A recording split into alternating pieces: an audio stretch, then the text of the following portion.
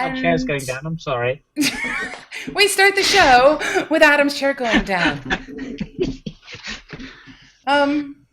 We've lost Adam. Show's over. Sorry. Welcome. Bye. Bye. We're done.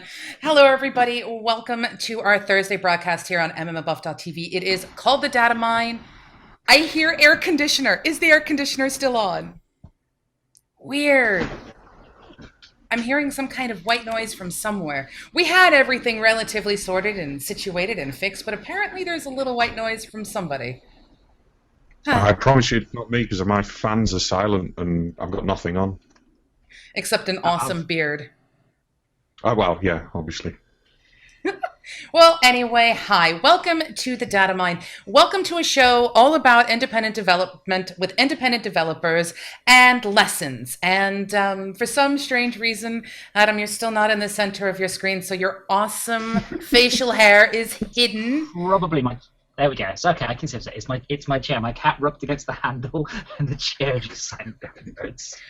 Oh, wow. So we were talking pre-show about whether or not developers are the ones who collect cats, and it's pretty much guaranteed if you're a developer, you probably collect cats. Did you not see the Guardian article on this? Keith Jarrett did an article about indie devs and cats and why, and he got hundreds of indie devs to send in the best pictures of their cats and stuff. It was great. Does his mic sound different to you guys all of a sudden? No. Weird.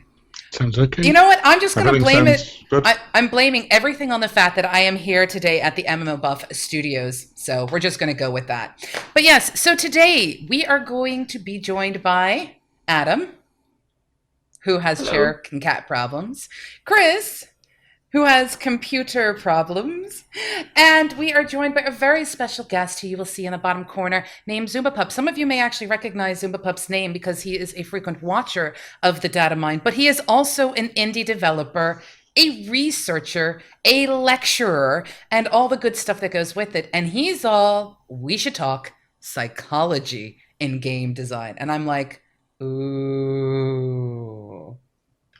So it's an interesting subject. I'm looking forward to it. I'll be honest with you. I'm totally looking forward to being schooled this entire episode. It's going to be great. Usually I have like lots of knowledge to at least share. In this case, I'm totally prepared to get that glazed look that people get in their face when you start talking about subject matters that they just don't get. So we'll see what ends up happening.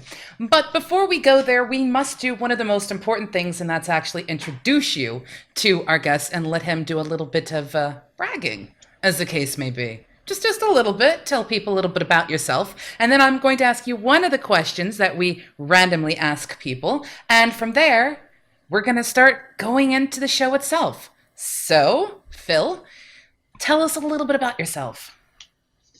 Thanks, Josey. Well, yeah, so I used to work for Team 17 on the Worm series of games. And in 2004, I decided to leave there. I was looking for something interesting to do. And the first thing I saw on the internet was a job teaching. So I figured, yeah, I might do that. That I had developer relations I was kind of interested in. And I took the job at the university so I could do indie stuff on the side.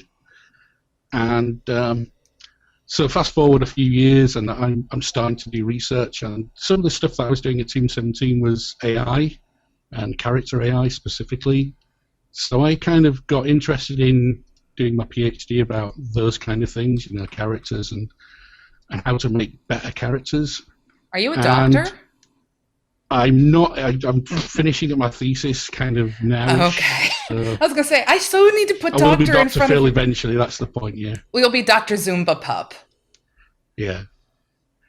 So anyway, I've been lecturing about the kind of stuff that I started to research for quite a while now, and I've been doing GDCs and those kind of things. I think it was about 2010-ish. I met a guy during a conference who started a thing called Storybricks. I'm pretty sure you've probably heard of that one. Oh, I'm familiar. They're the ones who are helping develop the AI for EverQuest, aren't they? Yeah, exactly. Yeah, so we did the startup thing in London for a couple of years, got some venture capital funding for that, and I was still kind of, the product for that changed a little bit, so I kind of left the company then, but I'm still kind of interested in those kind of ideas as well. But now I'm focusing on trying to get my PhD finished, obviously, but also doing my own indie stuff.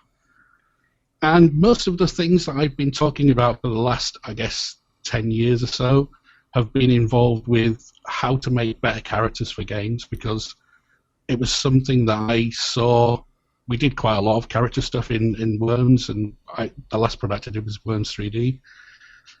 And it just seemed to me that the characters that we had in games weren't really compelling enough. Like there was something missing with it all. And I don't know about you guys' experience, but one of the things that Rodolfo told me was that he was really annoyed when I think they were playing World of Warcraft or something, and he'd got to like the highest level and killed the biggest world boss and all that kind of stuff. And he said that he went into a village with NPCs and not one of them had any clue what he'd done. And he said, why is that, right? So you go into the world, you become a god, and then essentially you're treated just like the guy who started, at the first level. Wasn't there a game that did that? So I seem to recall that I played a game where they did that, and I cannot remember. I think it may be the one that we actually scripted. The problem was the moment you killed the giant boss, you went back in town and goes, it's the giant boss killer. And you're like, how do you know? Who told you? I've only just got back. I'm still covered in this. Yeah. That happens in Skyrim and Oblivion, those kind of games. That's you do get just that kind of AI. Exactly, but it's still. I mean, how far do you go with it? I mean, how much realism do we actually want in games? I think it depends. A minstrel to sing your songs. That's what it should be. Yeah, okay. Exactly. You want the guy with the hat with the coconuts. Well, see, I don't know. I think it depends. It depends on the game. Because, for example, I just recently started playing Champions Online again, and the random NPCs that are running around as citizens who aren't the people with the superpowers will run up to you and go, hey, it's insert your character name here. You're the ones who helped defend us from the Quellar invasion. Yay! And then they run away. So you do get recognition for the achievements that you've accomplished, but it's so, you could totally ignore it if you turned off chat bubbles and weren't paying any attention. So maybe it just depends on the game. If you have a game where you're playing with multiple people, it's going to have, it's going to be a little bit more difficult to do it, because if you take down a boss... Dragon Slayer, come in. Yes, here's Dragon Slayer number, insert ticket number 643 here, Yeah. Here's an interesting thought, though.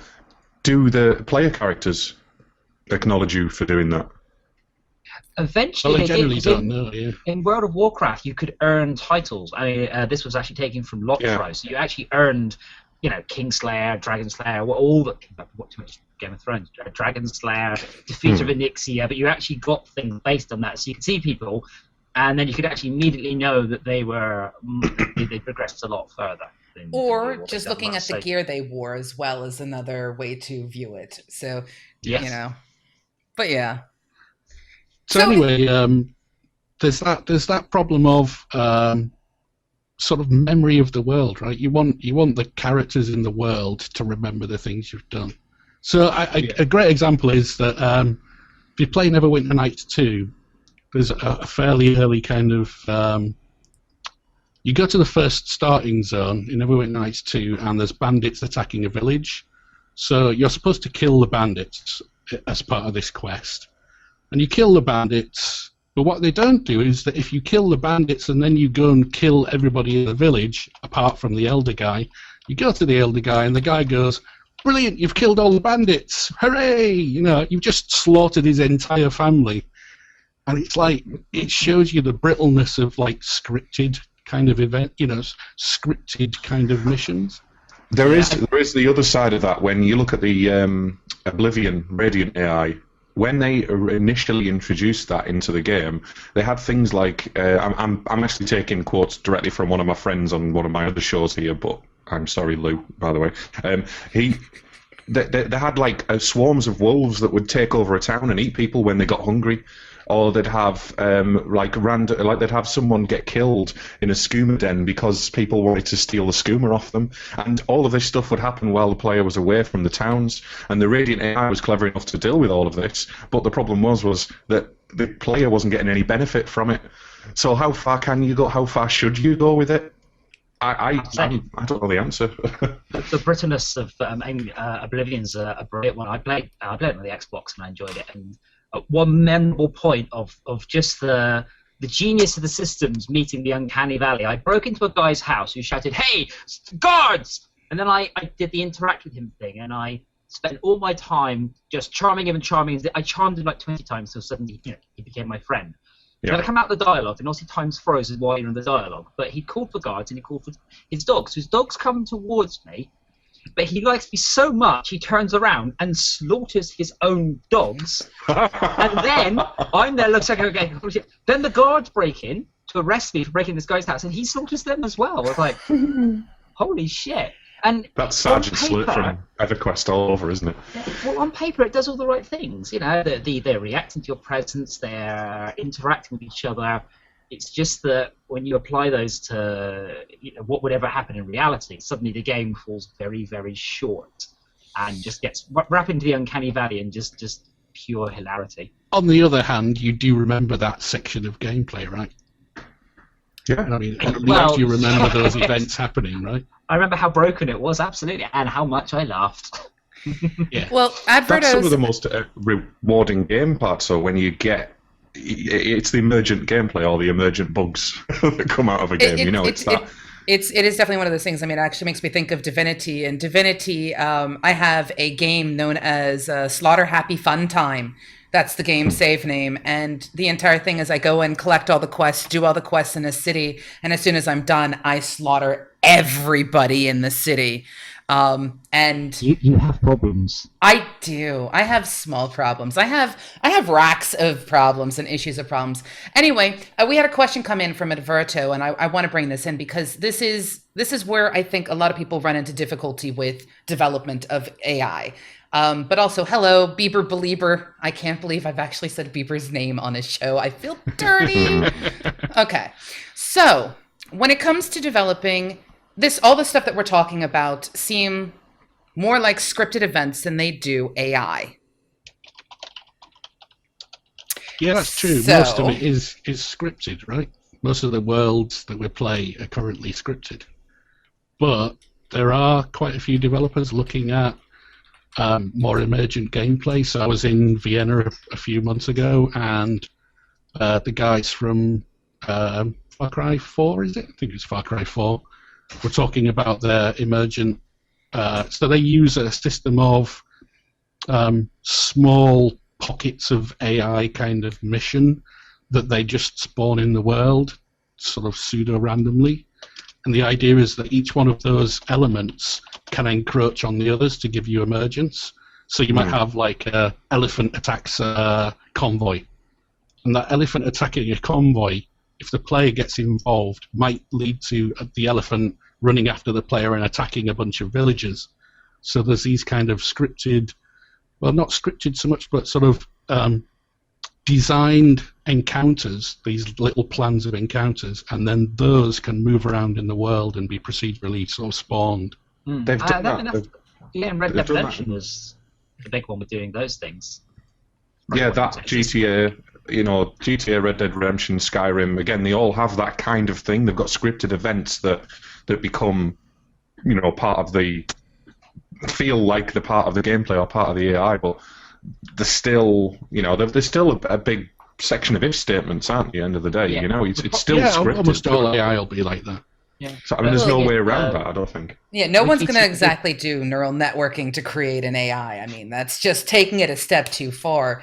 But what I want to throw out there for you guys, when someone goes in to do development, and a big part, and this is, I think, where we might dig further in with you, Phil, when you have scripted events, even if they're just attack the dog because your reputation with DJ Arcus is awesome, and the dogs are hated now because they don't like DJ Arcus. I mean, even things like that, using sort of reputation sliders and scales to say on this particular level of, say, your reputation, trigger this event or what have you. That's still kind of part of the AI, but what I'm kind of curious about more is, like, how does it make it memorable to you from a psychological point of view?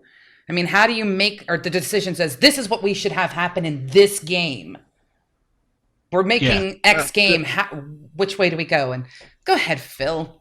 Well, it's just that there's a thing called the intention of a character. So there's there's an area of psychology called attribution theory that deals with how people associate an event or an action with a particular person.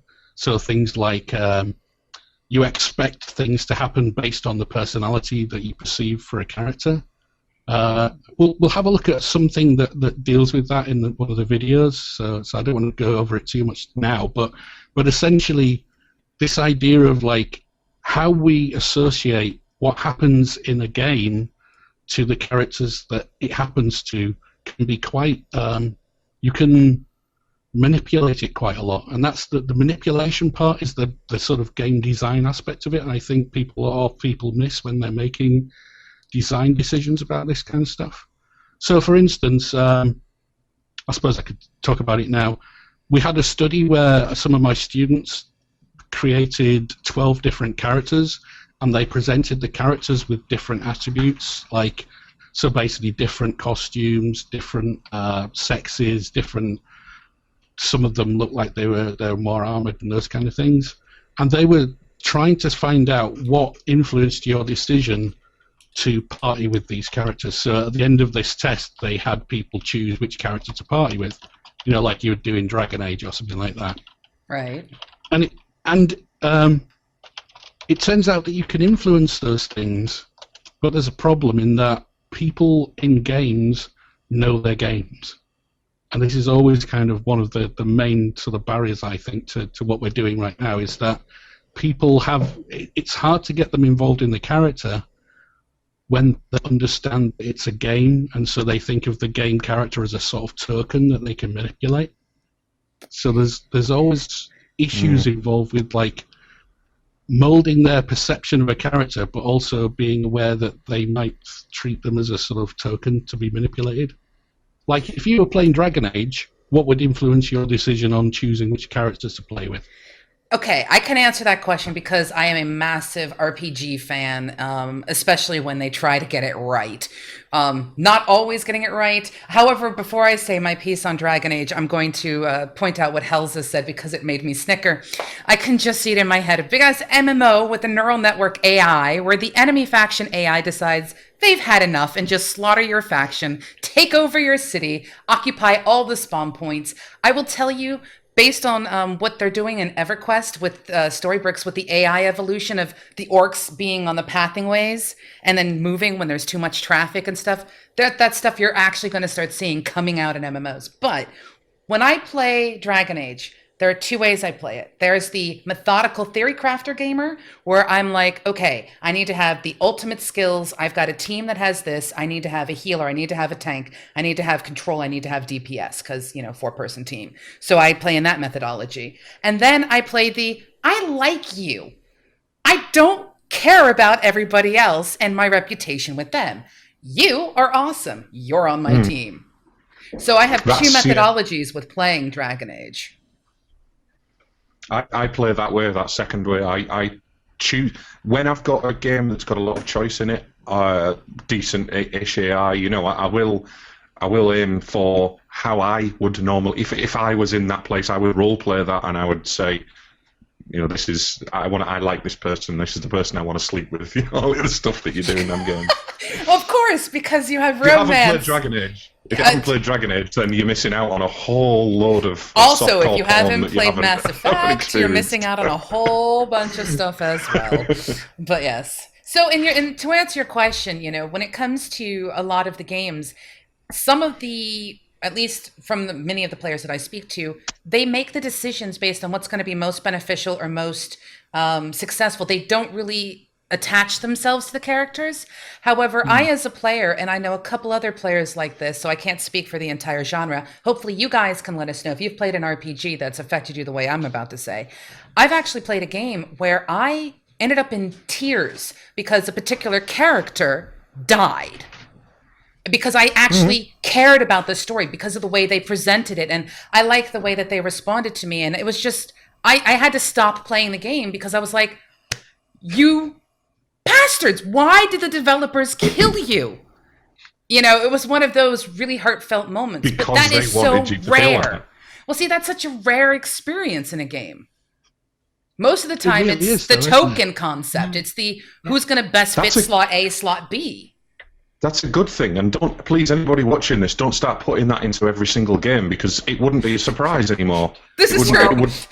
You say that. I mean, if you look at every Disney movie, you've always got main character dies, sidekick dies. Oh, no, wait, they're okay. So that trope very rarely makes it into computer games. Very rarely do you even care about the characters enough to say, "Oh God, oh no, he's dead," and then it comes back. It's like, "Yay, brilliant!"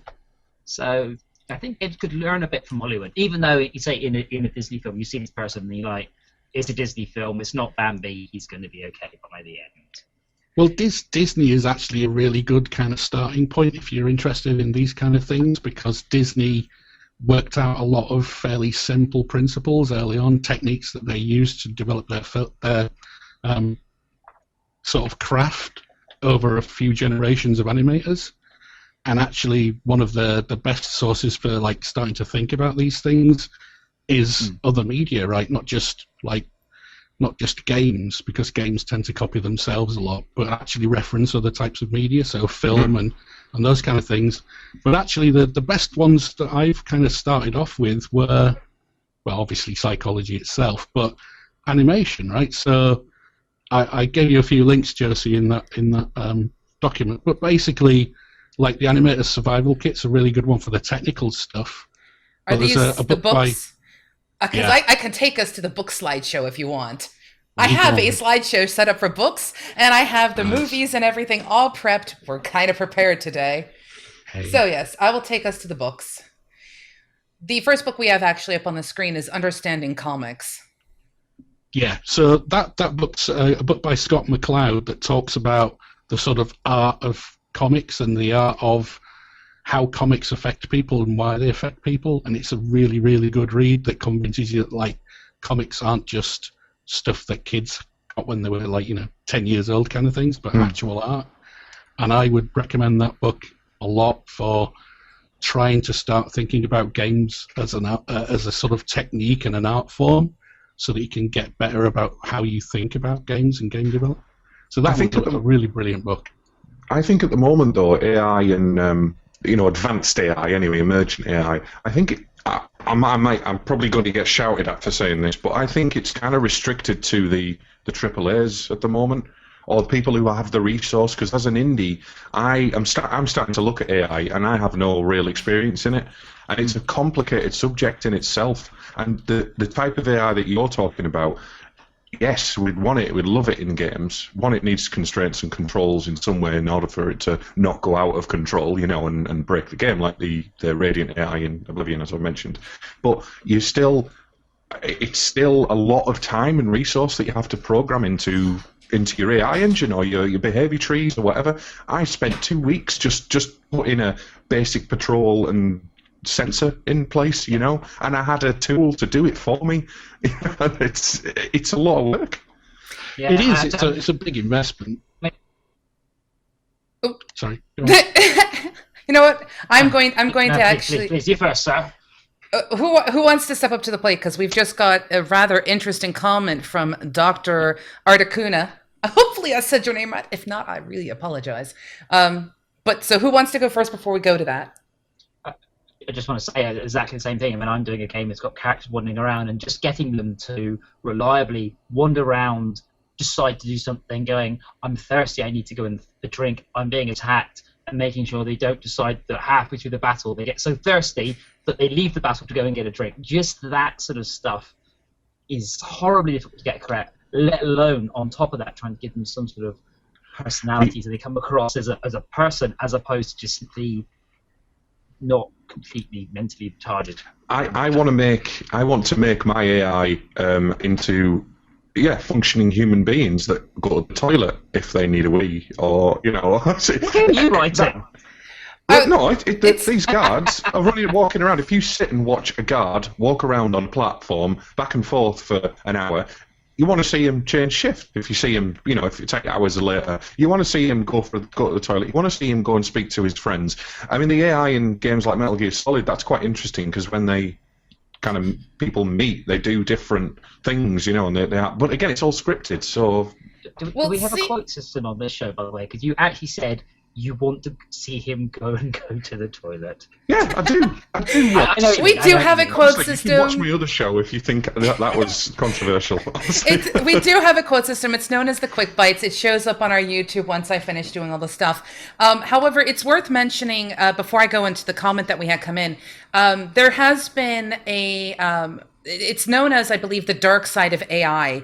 It's one of a brilliant talk that was done by. The name has completely lost me, and that's going to drive me nuts. But they were talking about how you set it up so you can have varying goals like drink, bio, kill, defend. You know, let's just say that you've given these 4 tasks to a particular NPC in the game. And there's actually a mathematical equation where you have a varying slide effect using probability versus weighted measures versus, you know, what is actually going on. And there is this massive mathematical equation behind the actual development so that they don't go, holy cow, a grenade just got thrown in front of me. Perhaps I should dive over it to protect my friend. But wait, I need to go to the bathroom first. You know, there is a way, and there's like this huge mathematical equation behind it. But we'll get to that. But let me pull up this question from Dr. Articuno, who says, my question is, why do we focus so much on these intricate interactions and conversations with inconsequential characters to the story or side story that it gets the arrow to the knee treatment, and people don't even focus on the main story anymore? There's so much of this in today's games, it's almost painful. Why are we focusing more and more on characters that don't do jack for character progression and less on immersion? Go ahead. Okay, so I have a question for you. Okay. What was the story to Skyrim? At the beginning of it, there was a prison, and Patrick Stewart was there.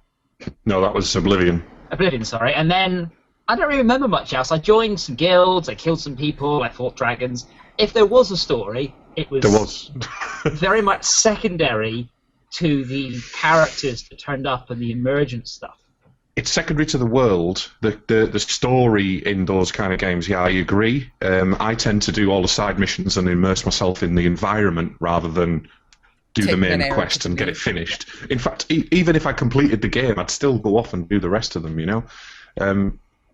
But yeah, you want the immersion. That is the way that I see this. You want, as a gamer, as someone who's seen games come from 8-bit, you know, or even earlier than 8-bit, you know, Commodore 64 games that you run around on a platform and everything does the same thing, to today's games where you've got people in games that, if they were scripted well enough and if the AI was as well done, then you'd feel like you were talking to a real person, you know? Because the graphics are getting to a point where you can start losing yourself in it. The virtual reality is getting big and so, and it's all about immersion. We've talked about this so many other times. As soon as we have haptic feedback suits, then it's going to be even more interesting. You know, as soon as you have smells and things like that coming to you from computer games, then it's going to be more interesting. I'm not saying I want this. I'm saying that it's going to be. It's all about it becoming a full package and becoming a bigger form of escapism and immersion into whatever environment. It's escapism, isn't it? Yeah. I usually explain it in a different way. I usually say, imagine that you started off with 3D graphics right early on, and you had flat-colored triangles. Why did they start adding things like texturing or lighting to triangles? It's because they wanted to add more detail to the world, right? You want to add more detail to the world because of this immersion that Chris talks about. You're trying to create a more convincing kind of scenario for the player to feel like they're in an alternate reality, and that's kind of the thing, right? It's extra detail that you don't have to have it. Like, games currently exist that don't have very good AI, and they still sell well. So you don't have to have it, but if you do have it, your world feels deeper. And that's what I want to see. If you kind of remember back to those times, though, I believe you are over 21, you could probably recall these times. So I don't know if you remember Strike Commander, which was done by Chris Roberts and things by Origin. It was the first game to have Courage shaded text map graphics. I only got it for one reason. It had better graphics. It was all anybody talked about. When those games came along, I mean, that was the first one to have that technique. Alone in the Dark, great game, great story, all of that, but we didn't care about that. We all got it going, look how good everything looks. Look at the animation. And we were getting games because they look better. And I'm afraid that's happened consistently though across history in games. Yeah, I'd have to disagree. I'd say that the reason that people put better graphics in computer games, I'm sad to say, is for better screenshots, because better screenshots get you better reviews. My contention is that you do the same for AI, and if you do the AI correctly and give it enough effort, that you will get a leap forward in how games are perceived from that point of view. Totally agree with you there. But, I don't know whether it'll actually happen in my lifetime, but I think eventually we will get the techniques that allow us to do that. I bet there are games out there that we don't even know about that have got much better, like I'm talking indie titles mostly, that have got much better AI than any AAA game. And I don't know for a fact, because I haven't seen them, but I know there will be some indie developers out there that focus on good AI. And they put all of their efforts into that. Forget about the graphics and the sound and all the other stuff. They just want to go, right, I want to make this realistic. They've got it in. You're in research, Zumbapup. So you've got Zumbapup. Sorry, that's all I can see on my screen. I don't see.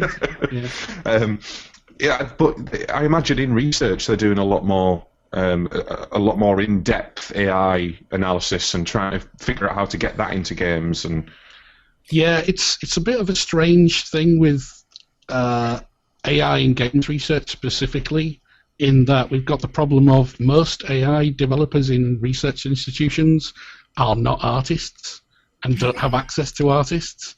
So what you actually end up with is really interesting experimental products that look like really crap games, like really, really bad games. A typical example is a game called Facade, which was done by Michael Mateus 10 years ago now. And that was kind of groundbreaking at the time. It was the first game I ever heard that used behavior trees. It had a drama manager inside it. It was a game about trying to get a couple not to split up. I don't know whether you've seen it. And it looks absolutely terrible. Right, the videos on YouTube. YouTube are all about people griefing these characters and trying to get them to do crazy things. But it was entirely emergent. The stuff that you did, you used a natural language interface to type them to do things. You could get them to mix you a drink, and they would do that kind of thing, and they would discuss things with you. And it was a really kind of complex system, but it looked like crap. I mean, really, really bad. And almost all academic research does. It would not be released as a product. You wouldn't be able to sell that because of the fidelity issues. Surely the best example there, you've got Dwarf Fortress, which has no graphics and has astounding characters, AI, emergent, and is the real holy grail, I guess, for games that you want to have a completely emergent, AI-driven world. And obviously, it's completely text-based, so it really doesn't look very good. You've actually hit on one of the key points of my research now. Should we play the first video, Josey? Because that's I do believe a really good segue into it. Not only did you do an amazing segue there, I'm so proud of you, Adam. You're just getting better. Your beard's getting fuller. It's amazing. But yes, we're going to migrate over. If you guys have questions you actually would like us to answer, tackle, or anything else like that, do me a favor. Put a Q and actually put your question in. It'll highlight for me, and it makes it easier for me to grab the questions to throw at them, or in their case, for them to see the questions to answer them. But I am now taking us over to movie number 1. You ready? Are we getting sound with it? Oh, well, no, he's going to talk to you about it. This is the Gunnar Johansson's one. Yeah, basically, this is some research from, I think it was the 1950s, a guy called Gunnar Johansson, the University of Uppsala. He got his bunch of his students and basically put them in these dark costumes and attached reflective lights to them. This was before, obviously, we'd used motion capture today, and the idea was that he was studying perception, right? He was studying how we perceive things, how we perceive motion specifically. And if you look at the video, what you're seeing is a bunch of his students doing various actions. And what he would do is that he would ask people to describe what the actions were. And if you think about it, from a what you're actually seeing point of view is a bunch of moving dots.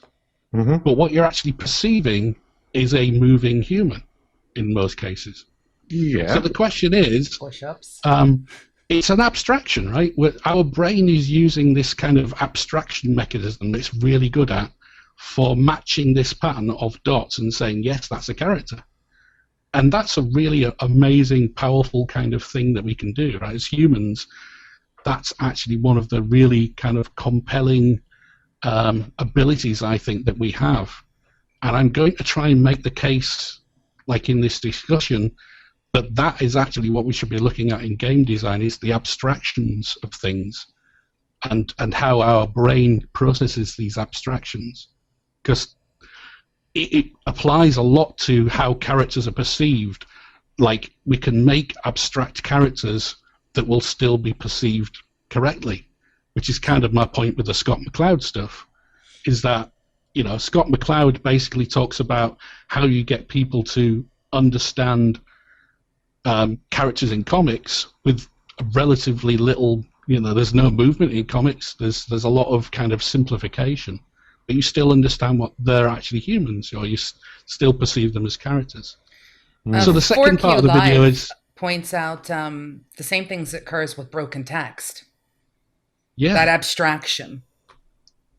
So the second part of the video is Heider Simmel's study from like 1944, and they were looking at trying to get to it now because it paused and we got sort of distracted. So let's move forward. They're shaking hands. They love each other. It's great. 140. Okay, so you just hit the nail on the head there, right? Yeah. So when you were talking about these things, you talk about them as though they're characters, but actually they're just geometric shapes. Have you seen that Flat World, the film? No. Flatland. Sorry, Flatland. It's a 2D film. It's an indie film, but they're all portrayed as different triangles. But they're talking about going into the third and fourth dimensions, and it's really quite interesting. It's a really interesting way of looking at it, because they're talking about, I can't remember how they refer to the third dimension, but they talk about it in a way that, and they're trying to explain it to the kids and stuff, and there's like a whole world of these shapes, and like the polygon or something is the king, and they get invaded at some point. It's quite interesting. It's worth a watch, even if it's not high quality, but it's interesting for that particular. There's an episode of The Simpsons like that as well. Yeah? I'm worried about the circle here. Like Yeah. I'm worried about the circle. You know, the little triangle's in the original study, the circle is scary. Yeah, in the original study, like, most people saw them as characters, and a few people saw them, described them as geometric shapes. So there's still people who don't get that these things are actually characters. But in general, most people saw that as a sort of a story played out with moving characters. The question is, like, why do people attribute that characterization to these moving shapes? All that's happening there is that something is moving. So the moving must be the thing that's like giving it context, right? I don't think it's the movement, because moving in a linear fashion from one place to another doesn't give it any character. It's the fact that they're going back a little bit, and then they're moving forward, and then they're wobbling, and then they're making the relationship in of the movements and the characters, right? I think it goes even deeper than that. I mean, when it comes to humanity and comes to humans, we naturally try to associate things to things that we understand. You know, if you give people a particular face or a particular, like, 2 dots and a little half circle, people associate that with a face because we try to do some kind of facial recognition. So perhaps the reality is we don't just stop there. We look at the body language of what is occurring. We look at the natural interactions. I mean, if I were to say, watch 2 people interact and do what that video showed with the 2 triangles and the circles, it would be an altercation. I mean, at the end, the triangle, the big one, blew up and just completely demolished the little box that he was either protecting, guarding, sleeping in. Who knows? It could have been a bear. But I tried to, I think, naturally make an association with it, because humans in general naturally try to connect. We try to form our little tribe mentalities and things like that. Right. And perhaps that's another part of it. So it's not just these things are moving parts. It's we want to have that, not necessarily immersion, but that understanding. And we'll be getting to your questions, by the way, guys. And yes, we do read them. But yes, every single cat owner that I know, and all of us developers, as you know, have cats. Every single cat owner that I know wants to know why a cat doesn't smile Why aren't you happy? Are you happy? What are your signs? Smile. No, they don't. They don't move. They don't have facial muscles. My cat does smile. They don't smile though. He They don't pants have. too. But my point is as humans, we always try to associate not just our facial expressions, but everything about us. In everything, we try. Everything that's not inanimate, anyway. Yeah. No, I know people who do inanimates as well, but you make a really good point. I mean, how many people who own pets will pick up a pet and go, "Oh, look at what you're doing," and then they'll pretend to talk for the pet, and they'll try to make it seem like they're trying to humanize things that have nothing to do with humans. You're all dancing around the word. No one said it. Anthropomorphification. That's the word. We're dancing around it. Not that we didn't. Remember we couldn't say it. I couldn't remember how to pronounce it. I would butcher it if I tried. Yeah. What you're actually doing there, though, really is you're shape-fitting your own experience. So you're basically doing what you said, Josey, which is you're trying to match what you're seeing with what you already understand as being the case. So you're trying to say, this shape of whatever is happening I'm seeing matches with this experience I've already had, and then it activates in your brain a set of cycles to decide what's going on. And that cycle, that abstract mechanism is going on all the time. So you're essentially trying to say, given my social experience, what do these kind of reactions mean? Like the big triangle moving towards a little triangle, and it's a sharp movement. So what does a sharp movement mean between two things? And what I'm saying is that because your brain's using that abstraction mechanism, it works, right? It convinces you that these things are happening. So this is where, you don't need to be really the fidelity doesn't need to be huge. Sorry about that, Chris. No, it's fine. I'm interrupting you. I'm being the rude one here. I was saying that's where that's where sociopaths kind of struggle, because they can't connect that reality and that the mannerisms and the way that people speak and everything to do with being human. They can't connect that with their experiences, and there's something there that stops them. And I don't know what it is. I'm sure you know a little bit more about that than I do. But. Thank you. You've now just given me the idea for our game jam topic, which would be something along the lines of develop a game to diagnose a sociopath. No, we're not really going to do that. That's easy. Did the player go back to the village and slaughter everyone? Tick. Okay, I am not a sociopath. You cannot lay this on me. No. Right, I'm going. Perhaps. Which one of you? Right. How many of you have played Oblivion and Skyrim? All of you? Yeah, we're there. And I asked. I said this on my other show the other day. How many of you tried to stab the children? Go on, admit it. No, I did, and everybody else that I've asked did. I think I shot at a parent, and with an explosion, it didn't kill the child, and I was like, I don't know, but I don't think I actually aimed for them. Well, no, it was one of those moments where I saved my game and then moved on to it. It's an interesting psychological thing. When I was sitting here going, we're not saying a word. Yeah. We've done nothing. I'm trying to remember where I saw children in the game. Definitely in Skyrim, in all the towns, there's children running around. But I tried it once because I was like, I know that's a controversial thing, and I wanted to see if it worked. So I tried, and obviously the entire town descended on me and it broke the game. It's not something that I want to do, but it's something that I wanted to try as an experiment, in the game. But does that say something about me psychologically? And the fact that I'm willing to admit it live on air, Is it? Well, you know what? We're going to get this answer to these questions, but I definitely want to hit some of the questions that have come in, because I don't want to ignore the people who are watching, because they're asking intelligent questions, which is stunning. So, you intelligent people out there who are asking intelligent questions, I am going to go through and grab some. We have Anti-Tot here, who has asked, hypothetically, if you got all players in one of the big MMOs to give direct feedback on NPC interaction for, say, a whole year, could this take the naturalness of the reaction closer to a Turing level in the way that, say, Cleverbot has been developed? Now that's a big question. Well, I will tell you, AI in a game appear to be as if they are other players playing the game rather than actually be other players. That's sort of, if you use, like, for example, Cleverbot. You're familiar with Cleverbot?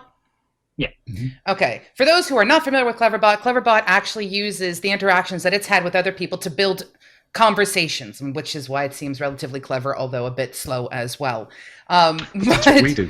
Yeah, welcome to AI.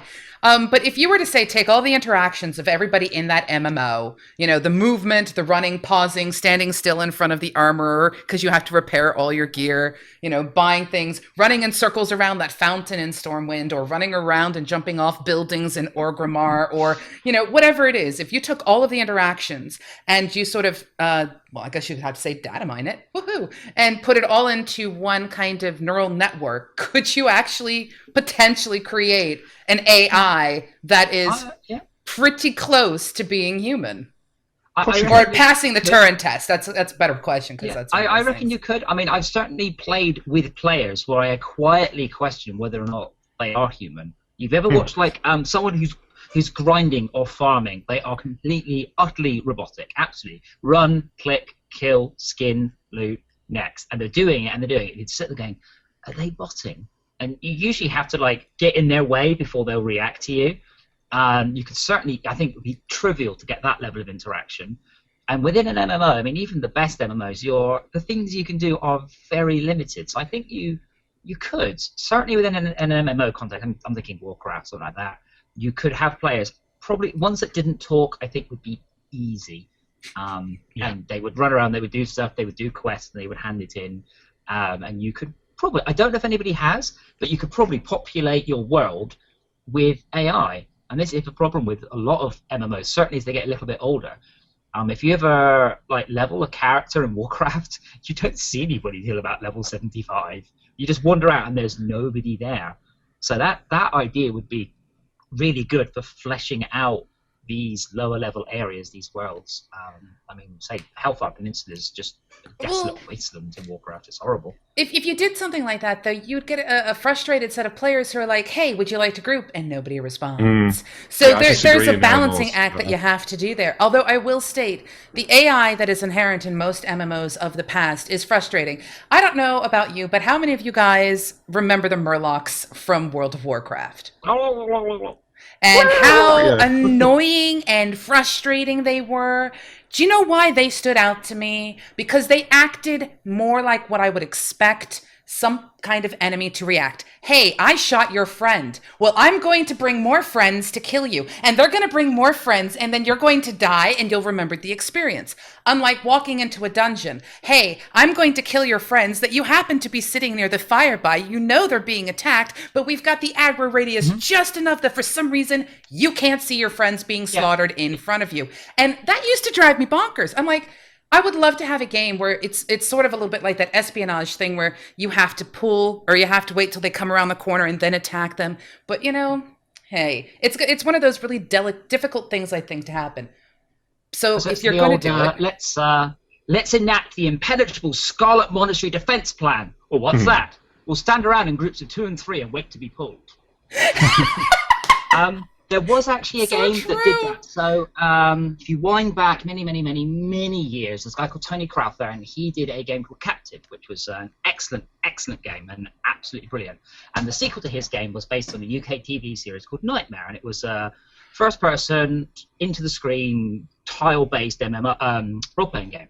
And he had loads and loads of stuff. One of the things he was very proud of is that creatures wouldn't fight to the death. And this is something that winds him up in Warcraft. If a wolf comes in, you hit it with a sword, it should run away. You've just hit a wolf with a sword. It's not going to be like, I'm going to keep fighting until I'm dead. They won't do that. So he programmed in the concept in his game that characters they would associate your level, they would work out how powerful you were, and they would go like, I'm not going to do this. And he programmed in so they would run away and get help. And he said that one day he's playtesting the game, and he's debugging it at the same time, and he fought something, they ran away, and then there were no monsters. For hours, literally 4 or 5 hours, he's playing the game going, I don't understand. He's debugging it, going, all the mobs are here. What had happened is that mob had run away, tapped all the other mobs, which had then gone to get help and gone to get help. 6 hours into the game, suddenly every mob in the entire world came back to him because they'd found everything else, and they all came back. So it has been done. He toned it down a little bit, I think, before shipping. But that concept has been done, and I think it's something that it would be nice. I mean, certainly I'm thinking of the Murlocs up in Elwyn. Again, you shoot one, you pull a couple because they're linked together, but you're like, why are these people so astoundingly short-sighted? You're like, I can see you shooting my. Oh, guys, go and get everyone. We'll just go. It'd be brilliant if you actually got an MMO where you had these large camps, and unless you were super powerful or super sneaky, you'd actually just get destroyed by huge, like an entire village going, and we're not having up with that. That would be a good thing. It would stop a lot of the AI in MMOs feeling like just something like creeps. They just feel like creeps from a MOBA, and that's crap. It ruins the feeling, the immersion that they're so, say, gullible, I guess is the correct term for them. Do you have to be a little bit kind of careful with some of those things, though? Just to answer the first point, there is actually a guy called Daniel Brew is working on the AI for free-to-play stealth assassin. Oh God, I can't remember the name of the game. Is it Agent? Third-person. Is it Ninja Agent? Combat? No, it's. I'll remember it later on anyway. So the point is that Digital Extremes are making. I can't remember the name. It's going to drive you nuts. A free-to-play game. But the idea is that they actually mine data from players to do things like pathfinding for the AI, because players can do things like wall running and all of these kind of crazy acrobatics in these robot suits, these like ninja robot things. Barbican? Sorry, what's that? Barbican? Nope. Warframe? Warframe, that's the one. Warframe. Oh, Warframe. So anyway, he one of the sort of presentations he gave, I mean, he's done a huge amount of stuff for Warframe, but it's a procedurally generated world, so he can't rely on just static nav mesh kind of generation and pathfinding. So what he did was he got a whole bunch of players to do the game, to play the game, and he mined like things like takeoff points for jumps. So like if you're going to do a wall run, there's a natural point where you take off and run along the wall, for instance. And he mined where those wall jump start points were, and he made the AI use those positions. So we have him to blame for the frustration of dying to smarter AI. Score. Yes. Bring on the challenge.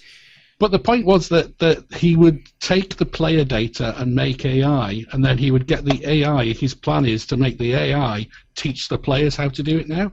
So new players would be taught by the AI how to do wall running based on player data that he'd mined from the existing players. So it's just a really nice idea, right? It's an exceptional concept. So the second point was about the sort of perception of enemies and those kind of things. You have to be really careful. We did a game, a sort of first-person shooter back on the Amiga. I can't remember the name of that either. Good God. Alien Breed. So we did a game called Alien Breed, right, on the Amiga. It was a first-person shooter. The guy who was working on it, the first Alien Breed kind of got slated because the AI was a bit crap. So he spent quite a lot of time in the second one improving the AI, and he added stuff like squad flanking and all that kind of stuff. So basically, if you shot one of the characters, and he was near another one, he would kind of shout for help. If you shot one of the characters and was alone, he would run away and find friends to come and attack you.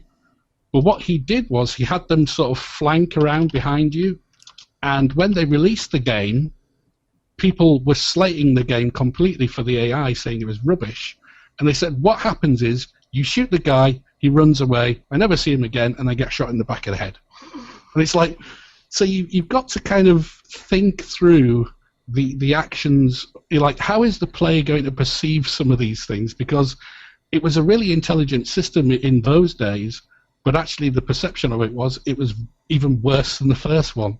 So you spent all of that time. Were you actually on Alien Breed, by the way? Does your career go back that far? No, I started on Worms 2. Well, Worms 1, doing networking for that, and then like all of the Worms after that. No, so I basically did like years and years of Worms crap. I love Worms.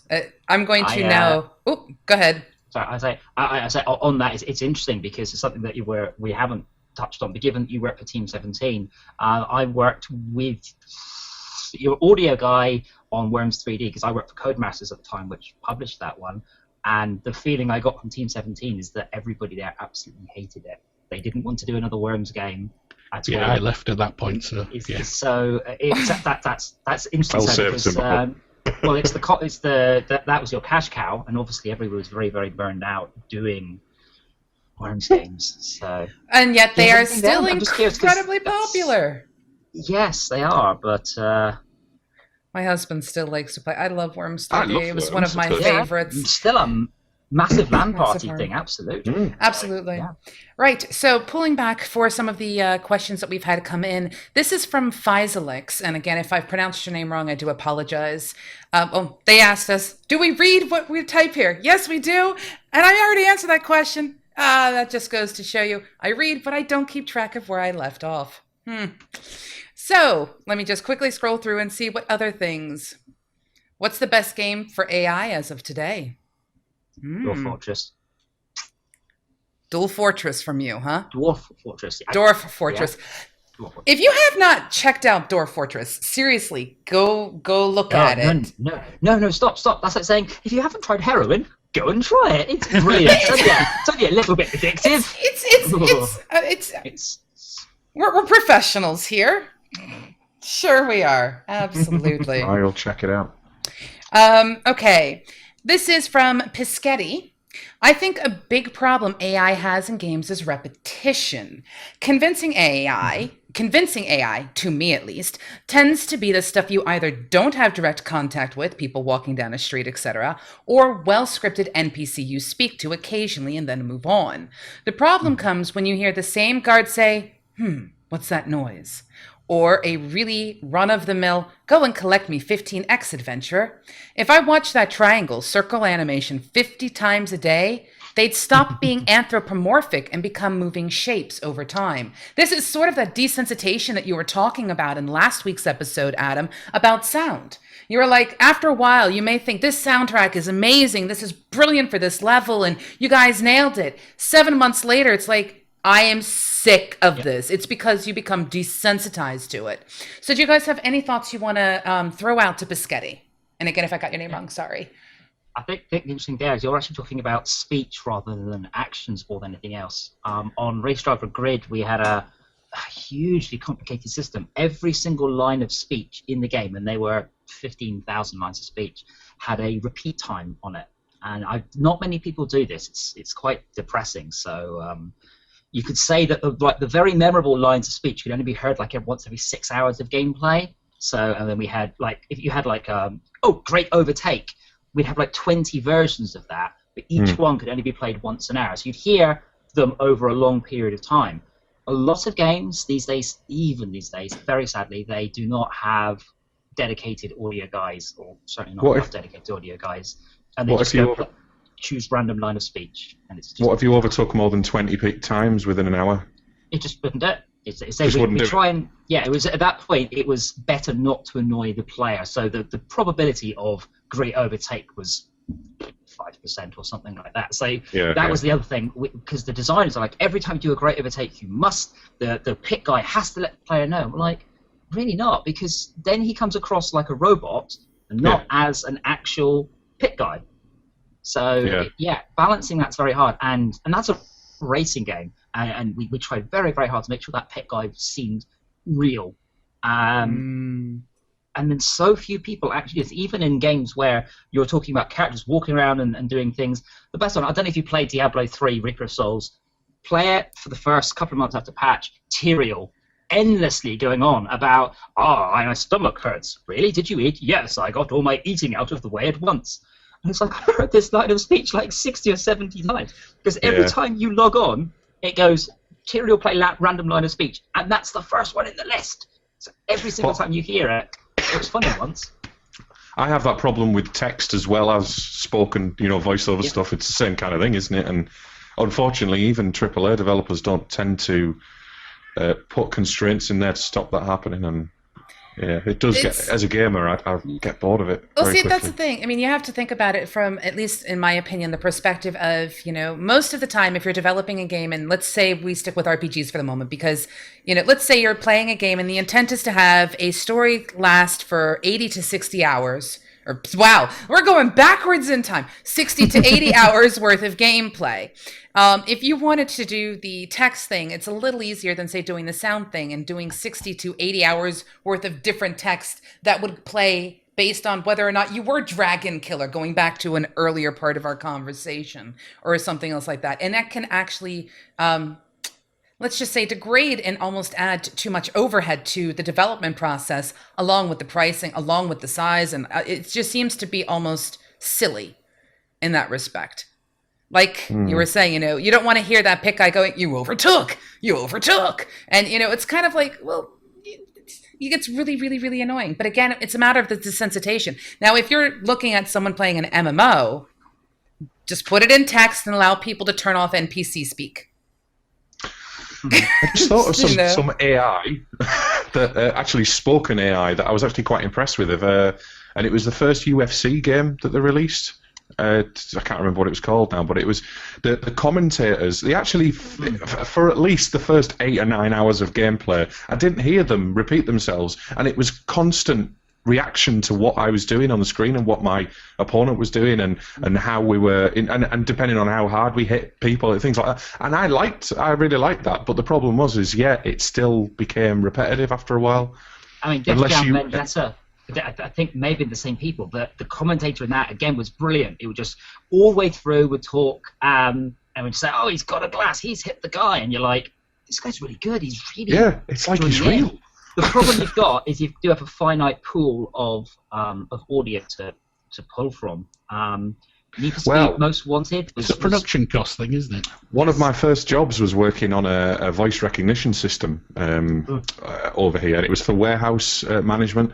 So the pickers would have a headset on and then have a little computer, and they have to train the voice to it. But now these days the training isn't. It was to do with accents. The problem between like a thick Geordie and a thick Scottish accent or something like that. It was quite hard for the computer to pick up, but these days, that seems to have moved. We seem to have moved away from that, and voice recognition is a lot easier, and it's getting quite good now.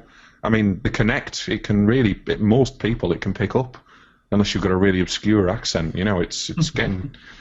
Well, it works with me fine. I've got a daft accent. So. Oh, so you're trying to say my accent is daft. Thank you, sir. I appreciate it. Yes. Adorable.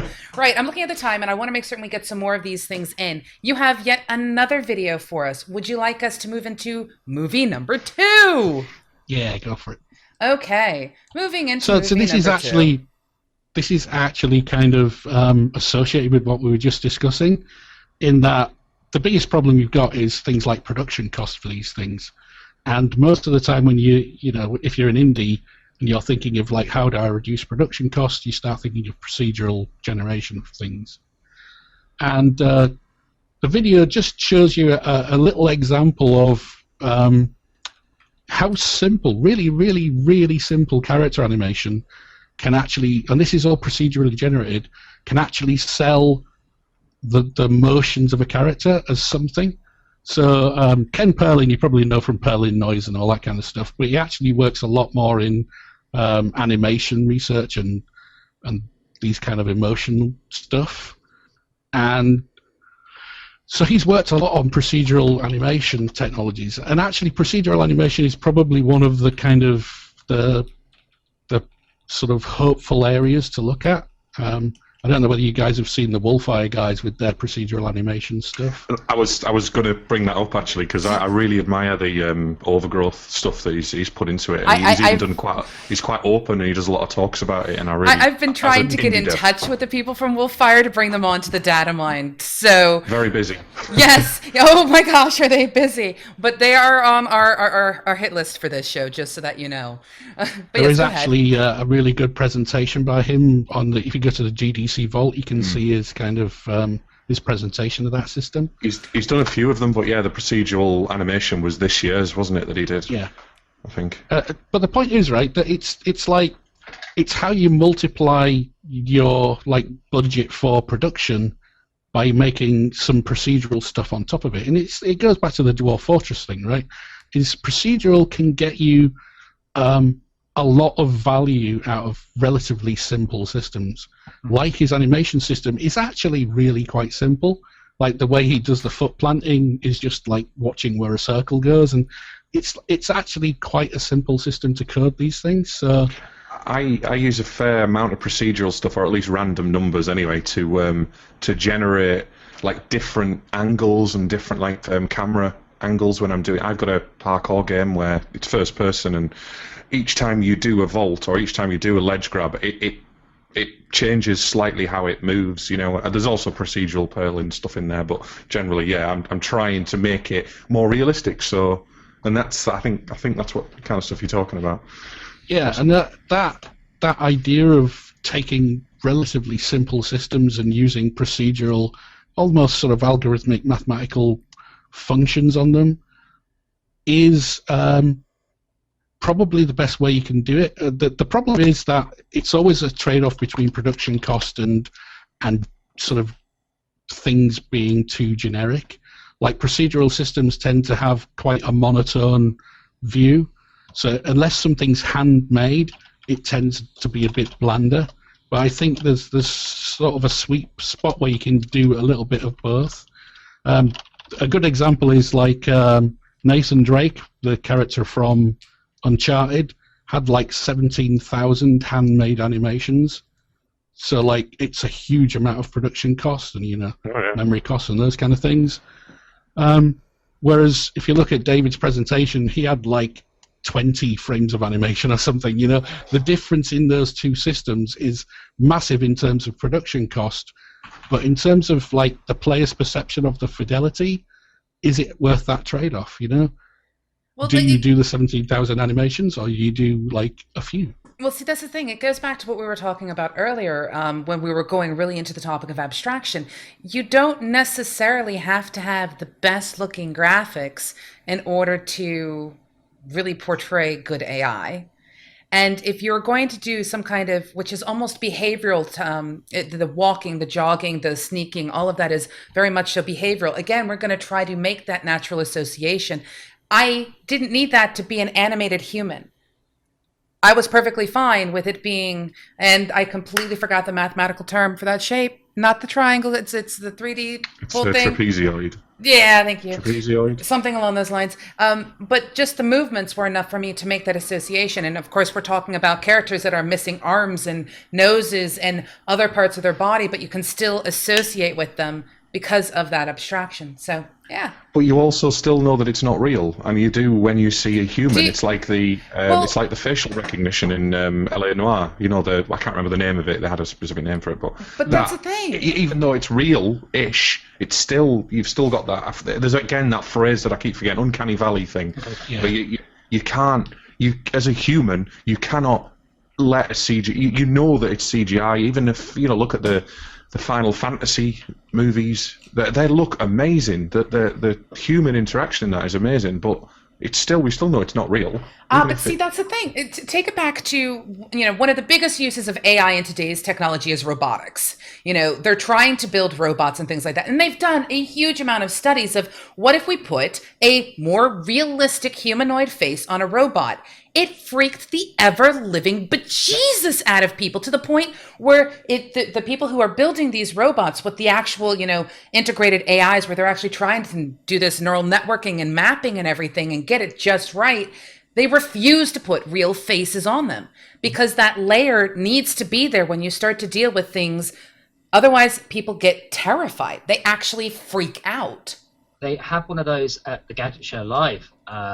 And I had to walk past it every day from my stand to the food court, and it was amazing quality. It's hard to describe how realistic this robot looked. So it looked sort of like Madame Tussauds, like a waxwork museum, absolutely real. And you get as close as you'd like to it, have a look at it, but it was horrifying. You feel rude. It was just like yeah, and then it would like going hello, how, and I'm like, don't move, don't talk, just keep still, and I'm just going to stay well away from it. It was a very weird reaction because. It wasn't what I expected. I expected to be like, that's really awesome. Then it moved, I'm like, just don't talk to me. It feels weird. Yes. I think of it slightly differently. They're talking about the Big Dog thing. Have you seen Big Dog? The Boston Dynamics walking dog thing for the military? Oh, yeah. See, I thought they were talking about Bid the Dog, who we happen to have here on the show. My fault. Sorry. But I think they've hit on it, right? The idea is that you don't necessarily have to go for realistic, right? You don't have to go for human for people to invest in the character. So there's a game by Eskil Steenberg, I think it is, called Love, where it's kind of an MMO, but he's got a bunch of tribes. I think he called them tribes, and they're kind of boxy things, and they animate in procedural ways, and you can kind of tell what they're thinking by the way they're animating, and they don't have language. Language is probably the biggest barrier, I think, to a lot of this stuff. So I agree that that's generally going to be the failing point for most of this. But if you can do like The Sims did pseudo language, right? You can actually do language procedurally that isn't language, but still is kind of understandable, like the register, the tone of the voice, the output. It's like the bleeps in R2D2, right? You can do those kind of things, and it still have it still be convincing. I'm sorry. I was listening to you then. I was listening to you completely until Adam decided this is the time. Now is the hour. I have all of the magic. I'm going to play with technology. No, and it's nothing just to do with it. I'm sorry. Oh No, my computer went, I detected a new webcam and went, shwop. Hey, at least we get to see your Legos. I want to do that like startled gopher video now. The interesting thing was you said about the tribes and not being realistic. I don't know if you played From Dust, which had quite realistic looking little characters with absolutely atrocious AI. And if they were little blobs, I could probably have forgiven them, but they'd move from A to B and they take the shortest route, which is fine. Not when the shortest route goes via a volcano that's active. You're like, what are you doing? And then they would go, help, we need help. And I'm like, I don't think you deserve any help. Kind of you deserve to die, actually. As I am a vengeful god, just burn. And that right there, to me, is absolutely hysterical, proving that you are actually a psychopath in the team here at MMO. I am a vengeful god. This you are I'm a not vengeful god. Okay. If an AI in a game, in fact, this happened in Mass Effect when I played it. If an AI in a game is annoying me, Yes. is stupid, I will punish them as much as I can in that game. I completely agree. When I played through Mass Effect 1, I knew that a particular individual was going to die, and I got to pick kind of a thing. Sorry if you got spoilers there, folks. But I was so waiting for that moment because I was so pissed off with one of those characters. I'm like, when can I kill you? You need to die now. And then the thing came up, and it was like, ah. I was like, yes! On the bright side, if a character is annoying enough that you want to kill it, they have succeeded in their goal.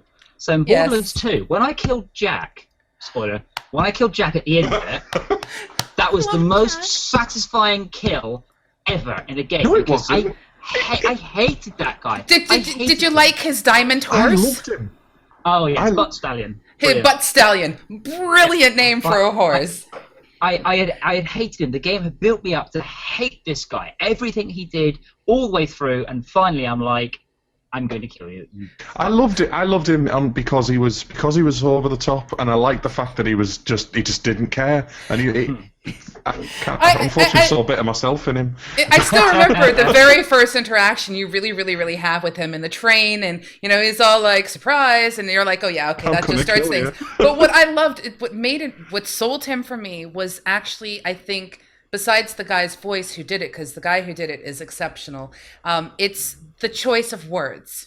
So when you have an evil villain, which is touted as the evil villain, who's just tried to kill you, turn around and go, right, so Cupcake, if you could, just off yourself, save us a lot of trouble. You see the problem here, Pumpkin? That'll be great. And you know what it takes me back to Office Space. If you could do your TPS reports. And, it kind of had that sort of feeling to it, that patronistic, but still funny. But that was the interesting thing about Jack, is that he came from being an office worker in the... Exactly. That becomes part of the story. But I think the casting for that was the key, because you hardly saw him. You saw him once, didn't you, at the end, I think? I don't think you actually saw a character until the very end. I can't remember. Yep, that's correct. Yeah, no, you saw his doubles, but we shouldn't say model. But and you never met Jack statues. until literally right. You met him during one spoiler cutscene. Yeah. And then you didn't see him again, but yeah. I remember him dying very, very, very quickly, but that's all I remember really about the end bit. But I didn't want to, I wanted to kill him because I knew I had to. But anyway, I'm getting off subject here. Well, I was going to pull us back and say we're going to be closing out the show very, very shortly. Do me a favor, if you have literally anything else you want us to specifically tackle before the end of the show, get it in now. I'm going to kind of wipe the slate clean and let you guys get a chance to do so, because 2 things are going to happen. And hello, Darth Laser. Lovely to see you, my dear. Actually, 3 things are going to happen. To start off with, Camus, thank you so much for subscribing to us. Absolutely thankful. It really does help to bring you guys quality entertainment and excitement. Zumba, I'm going to pick on you to come up with some closing statements and things that you want to make certain you get out in this particular show, though you will be back, and I will expect more videos, etc. So we'll get you to do that in just a second. What I want to point out to people, though, as a reminder, our game jam. So we're looking to have our game jam, our very first Datamine game jam, something we're looking at doing potentially twice a year. So December and June is when we're looking at doing these game jams, which will be broadcast through Twitch. We're giving you all an opportunity to work with some of the faces you see here in the actual terms of a 48-hour game jam of you guys show up, I will pull the team captains aside live, give you guys the topic for that particular game jam. You're gone for 48 hours, streaming live, building a game from concept to prototype. And then we're going to put those games up for people to purchase to help donate to charity. So you guys will actually be able to have your games in a place to basically say, hey, I did this. So if the game jam is something you're interested in, there's 3 things you need to keep in mind.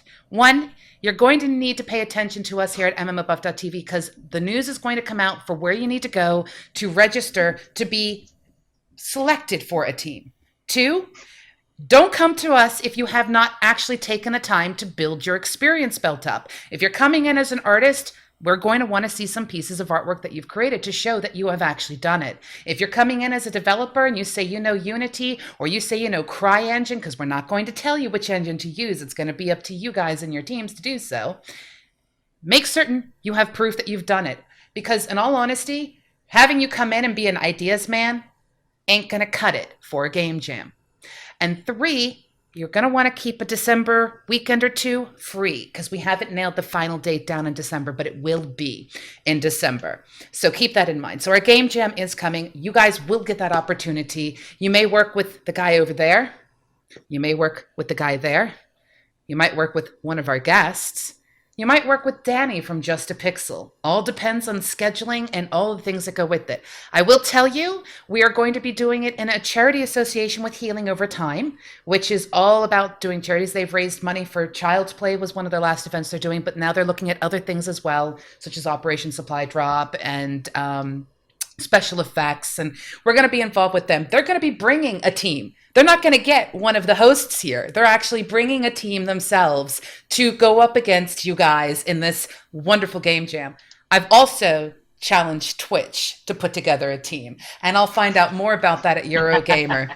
So when we're there at Eurogamer and I run across the Twitch team, I'll be like, so you guys now have your team ready for this game jam, right?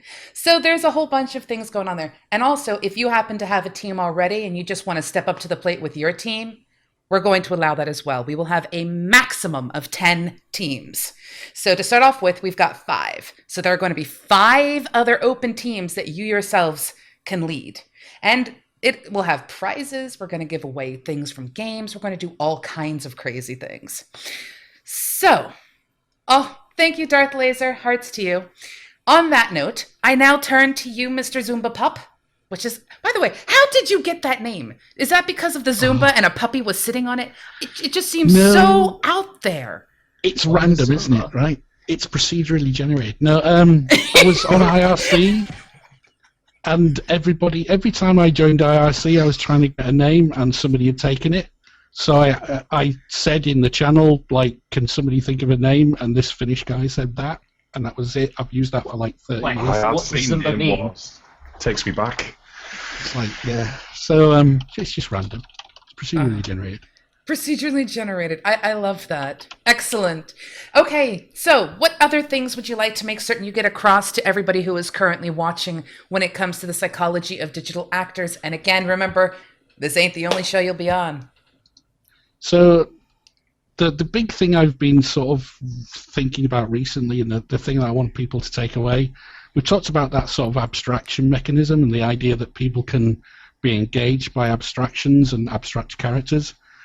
But I think the thing that I've realized recently is that abstraction mechanism works for game design as well, and that I've started looking for the abstraction mechanisms that our brains use and how those apply to game designs. So if you look at, like, you might want to read a bit about sort of neuroevolution and those kind of things. Child development psychology. Oh, let me put those books up in the pictures while you're talking, because you've got quite a few books here that were listed. So we have the Understanding Comics, and we have the Illusion of Life, the Disney animation one. Yeah, that's the Disney one. And then the Animator's Survival Kit. Yeah, that's a good one for like the techniques of animation. And the last one is the Childhood Cognitive Development. Yeah, so this one, I think if you're going to look at sort of psychology, the best place to start is with children, because they're the basic kind of building blocks of psychology that we then use later on in life. So if you read that book, you'll find a few things and start thinking about how those things abstract into game designs. So things like children learn how to judge the difference between something and nothing, at different stages of their development. Children learn what's important. Children learn how to tell what's important by looking at their parents' faces and tracking their gaze. Try and think of abstractions of those mechanisms and how those would apply to game designs. So things like optimization. People like doing optimization tasks, and that's the kind of thing that you learn as a child. People like doing things like building blocks, and it's kind of, I guess what I'm saying is that these abstraction mechanisms in our brain have been built up over hundreds of thousands of years, so they're likely to be the things that make us enjoy our experience. So well, try and look for abstractions of those kind of things and see where games can be used to make them. But then you've got the complexity of all the different personality types out there, and there's many different ways to measure personality types. Like there's a guy who used hats and things like that and then you have different. Ocean. Use Ocean. Yeah, that's all I'm going to say. Use Ocean. Yeah, the that's motivation. A standard model for the research. I know there's a few different types of way of doing it anyway, but it's so complex. I would think of something and analyze something a very different way, the way that Josey works, even though Josey and I have very similar brains, I believe. But the same with Adam, it's that kind of, everyone's different. Some people don't have the technical brain, so they can't. But there are fundamental mechanisms in your brain that allow you to be you are a human, right? So there's some things that humans all are capable of doing. And what I'm saying is over our evolution, we've kind of evolved a brain that does certain tasks very well. And if we use those tasks that our brains are well suited for, our brain will reward us with feeling good, because that's what they've been designed to do. So what I'm saying is, if you learn what the fundamentals of those things are from things like developmental psychology, you can reapply those in different types of game contexts, different game designs. So it's kind of like picking apart what are the little building blocks of enjoyment for us at a psychological level, I think can then be used for all sorts of game designs and not just characters. I think that shows. I think it kind of shows through in people who find fascination with things like 4X, or how many people are obsessed with Minecraft. I mean, that's all about a development. It's a repetitious thing: collection, build, distribute, collection, build, distribute, collection, build, distribute. And yet, it's the kind of game you can totally get lost in, and people can create mods for it, etc. But in the end, it's a gathering thing. And that's what you're doing. You're gathering stuff. You're then trying to turn it into something which is tool-oriented. And then you're trying to use logic to figure out what's the next step. If I want to create gold, I need to make certain that I've got certain minerals. Maybe I need to find them. And there's sort of like this whole... That's what it is. The decision-making process. We fundamentally have built-in decision-making things. And there's this brilliant episode on the BBC. They did this massive thing about how we make decisions. And what they did is they gave people a bottle of champagne. And they said, tell us the price of this bottle of champagne. And they said, well, I'd pay roughly about this for this price. So they're like 16 quid, 20 quid, somewhere around there.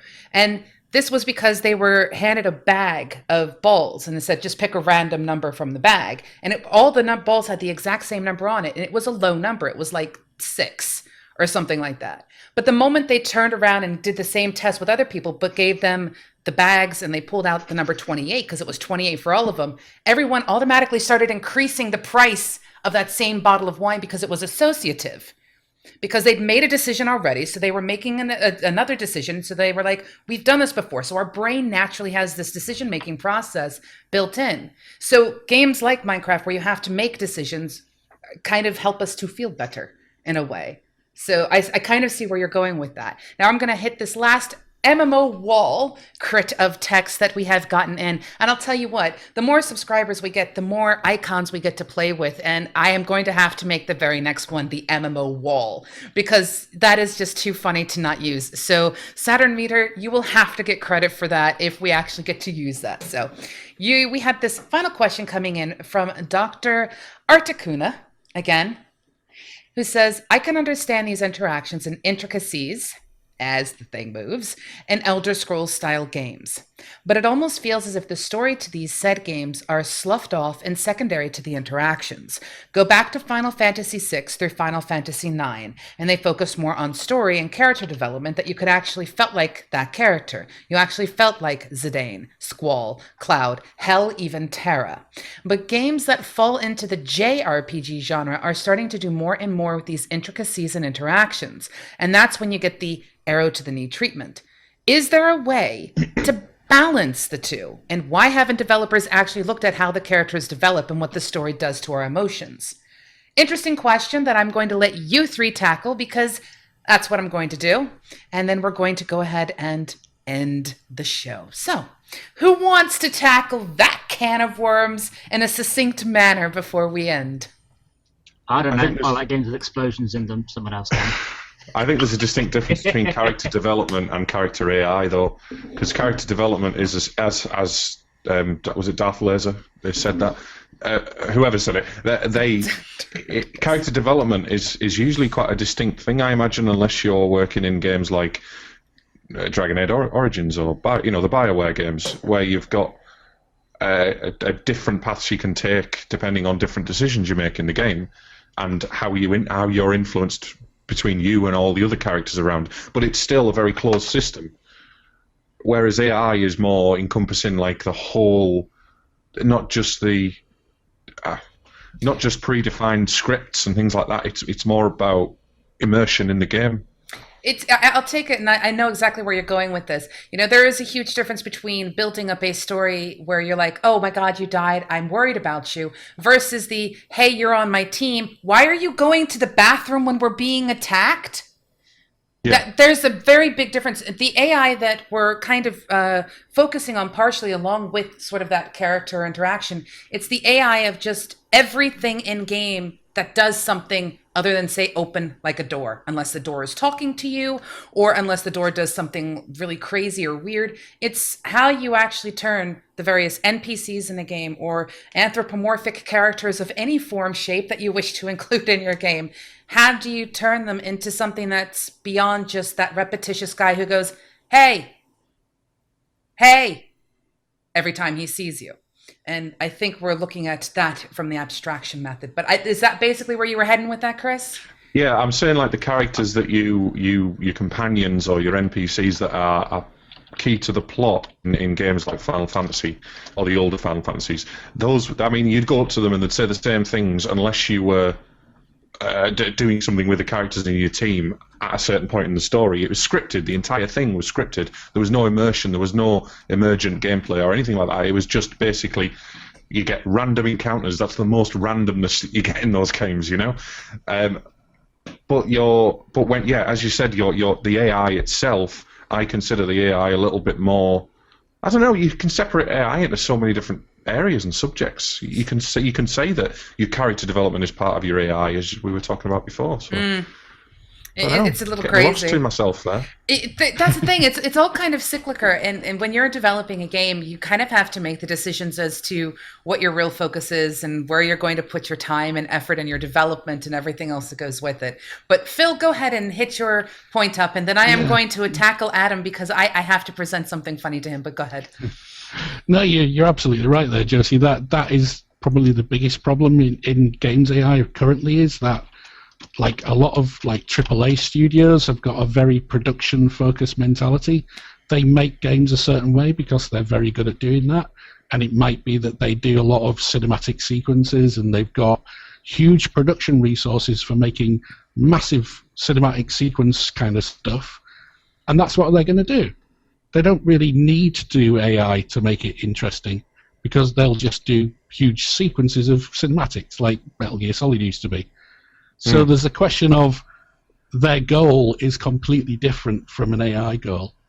But what I think we're seeing now with people like Ubisoft is that there's also the kind of people who are starting to think about emergence as a way of managing budgets, but also making new styles of gameplay possible, especially with things like open worlds where you can do things.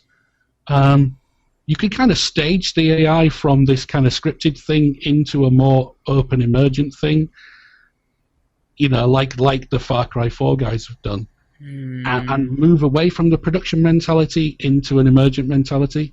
The problem is getting designers to accept it, because honestly, the biggest problem I've had as an AI developer is having designers like trust that this AI is going to work, and honestly accept the fact that sometimes it won't and it'll break down. You know, sometimes your AI will do dumb shit if you give it enough freedom. It's just the natural consequence of stuff, you know?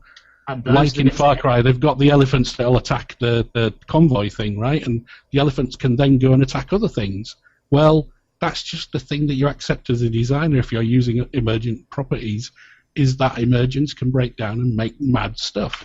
But actually, that's probably more memorable, right? There are gamers out there that want that, though. I mean, I personally want that. I wouldn't mind playing through Skyrim again or Oblivion or whatever, and seeing that kind of AI. Going into a town. I was going to the whatever the towns are called. I've forgotten all of the towns in Skyrim, but anyway, going into a town and people being killed, or one family having feud with another family because someone was caught drinking someone else's booze. You know, whatever. That kind of interesting, all-encompassing AI, that's what me as a gamer wants. Yeah, but you're going to say that now until you can't turn your quest in to complete the game because all of a sudden the person you were supposed to talk to took an arrow to the knee. You know? There has to be constraints, and there always will have to be constraints to do with the gameplay mechanics. Yes. But there is no harm in... Sorry? You won't have quests. Or don't have quests. Have a look at how the Storybrick stuff turns out, because that's a pretty good example case for the kind of stuff we're looking at. There's also another one. Have you heard of Wander? In what context? Wander is an MMO that is being developed that is non-competitive, non-combat. You have to ask yourself, what are they doing then? If they're producing a game that is an MMO that has no combat and no competition, something else must be there. And of course, you know, besides the pretty graphics, because I believe they're making it in the CryEngine, you know, it's one of those things. It's like, well, what else are you going to bring? My assumption is that they're going to start tinkering with something like AI. But, you know, hey, I'm taking guesses here, and that's just one of those things. So, right.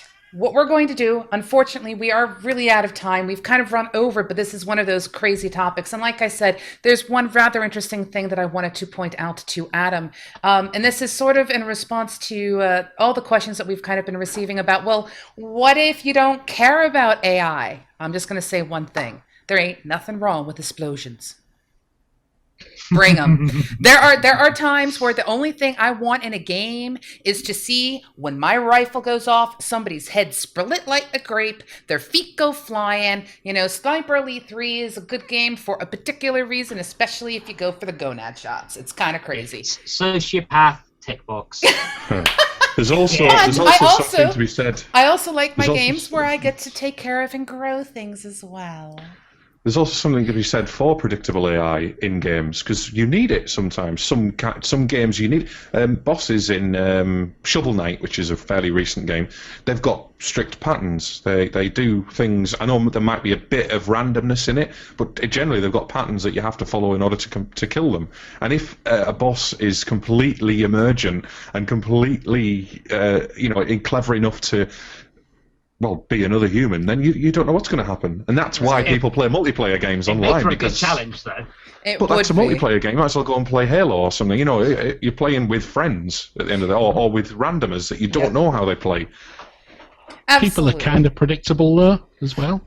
You can predict people. Sometimes. So you look at old professional gamers like Thresh. Again, we covered this in our show yesterday, but he was a thinking man's Quake player, and he used to drop one example I was given. He used to drop armor into the water to make the other player think that someone had jumped in the water, or he jumped in the water, so he ran off and did something else and then shot them from behind or something. And that kind of stuff, not everybody does.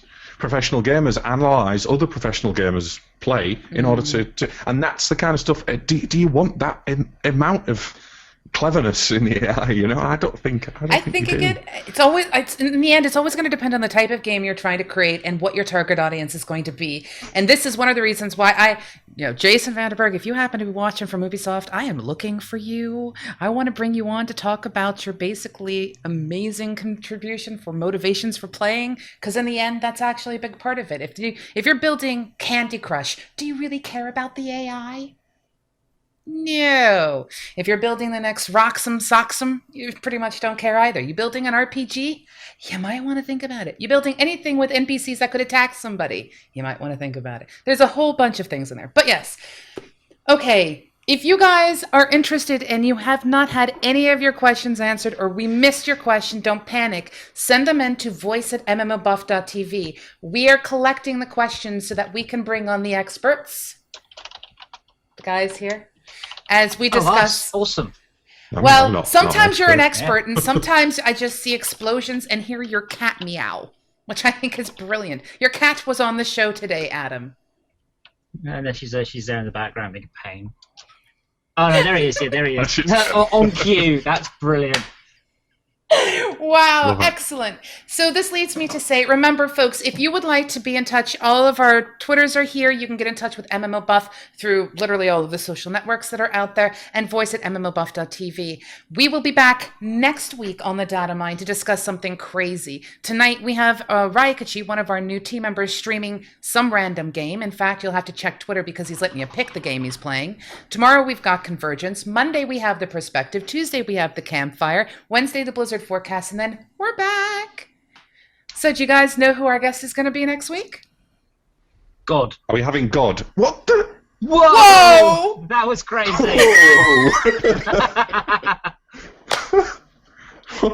There must have been something past in that. I'm really freaked out now. I'm going to shut up for the rest of the show. Hold on. All I have to say is we spent this entire time talking about psychology, AI, and the ability for us to try to tribe together. I think you guys have just tribed. So congrats, you have formed a tribal circle. Whereas Zumba Pup and I will sit back and look down upon you because we are the god that you are thinking of. So... Right. Okay. On that note, that leads me to say to everyone who has watched, thank you so much for showing up. You guys have a fantastic Thursday. And remember, hearts to you. Wait, and if you're interested... You didn't tell us. Of course I haven't told you who's on next week. I have It's a potential... I have a potential of 6 different guests for next week. So I kind of need to nail it down. I still want the C++ battle to go on at some point. Well, someone did actually ask a question about scripting language versus something else, but hey, we'll get into that. Visual scripting, yeah. Yeah, all that stuff. We'll get into that very, very soon. But hearts to you, Darth Laser. On that note, I say to you all, fantastic. Have a good one. Bye-bye, everybody's. Are you guys? Bye. Guys can actually say goodbye to people. I love you. No, you hang up. No, you. No, you hang up. No, you hang up. Oh, come on. Fine. You can hang up I now. can do that. Okay, then. I think you're in charge, so I think you actually have to hang up. Wow. I like the fact that Adam admitted on air I'm in charge. That's not gonna ever happen again.